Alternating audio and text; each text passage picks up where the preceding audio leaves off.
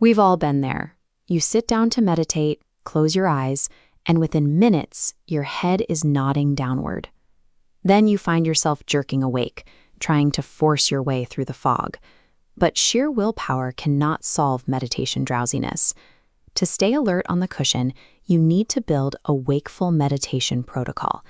This is a 3-layer system designed to restore your oxygen levels, boost your circulation, and recover your system's baseline energy. Before we start, you need 2 things: comfortable clothing and the willingness to do active physical prep work before you ever sit down. The heaviness you feel on the cushion stems from a physiological system imbalance, one that we can systematically correct. When we sit in stillness, our breathing often becomes shallow and restricted. This drop in oxygen levels acts as a biological switch, signaling the brain to drift towards sleep. The long-term solution to this deficiency is adopting diaphragmatic breathing. There is a strict rule for learning this. You must practice it while standing, walking, or doing daily chores. You never want to initially train your breathing while sitting on the cushion. Practicing in an upright posture gives your lungs physical space. The diaphragm pulls downward, and lungs expand fully, raising your baseline oxygen intake. That extra oxygen travels upward to the brain, allowing mental clarity to stabilize naturally. By permanently solving your oxygen deficit outside of formal practice, you guarantee a biological baseline of alertness before your meditation timer even starts. Step 2 is circulation. Even with improved breathing, merely sitting down is insufficient. A resting body requires kinetic support to remain awake. To provide that support, incorporate 2 to 3 minutes of repetitive, sweat-producing, full-body movement immediately before starting your meditation. This works because vigorous full-body movement forces cardiovascular circulation throughout the body and instantly activates your nervous system. This chart visualizes exactly what happens internally over a 2-minute timeline. As physical movement increases, you see a rapid drop in metabolic buildup and system heaviness.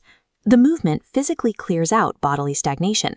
This physical detoxification and nervous system activation actively strip away the biological anchors that drag you down into an unconscious state. Mental activity and physical energy are part of the same budget. When the mind is hyperactive during a session, it quickly exhausts the body's reserves and leads to a sudden collapse into sleepiness. The specific types of mental noise that drain your system are continuous emotional processing and uncontrolled internal dialogue. Your brain consumes massive amounts of physical energy to process this internal noise, constantly pulling power away from your main reserves. To halt this energy depletion, consciously label and release your racing thoughts before you begin your session. Stopping this internal chatter prevents the brain from wasting its finite energy, leaving your system with the resources it needs to maintain alertness throughout the sit. Once you are meditating, you need to monitor your state. A dangerous mistake in practice is confusing a numb, semi-sleep state with profound spiritual depth. A failed, exhausted meditation state is easy to spot. It feels foggy, dreamy, and largely unconscious. True deep meditation is the exact opposite. It is inherently clear, bright, and highly awake. Audit your current state. If your session feels dull and blurred like the left side of this comparison, you are falling asleep. Stop the session. Do not stubbornly push through. You are aiming for the bright and crisp clarity on the right. True meditation is an act of heightened clarity. Treating physical exhaustion as a mystical experience only reinforces terrible habits.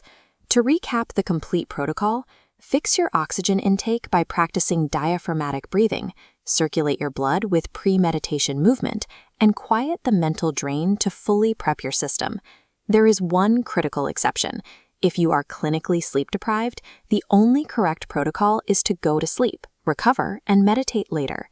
Now, put this into practice. Get up, execute 2 minutes of movement and diaphragmatic breathing right now, before sitting down for your practice.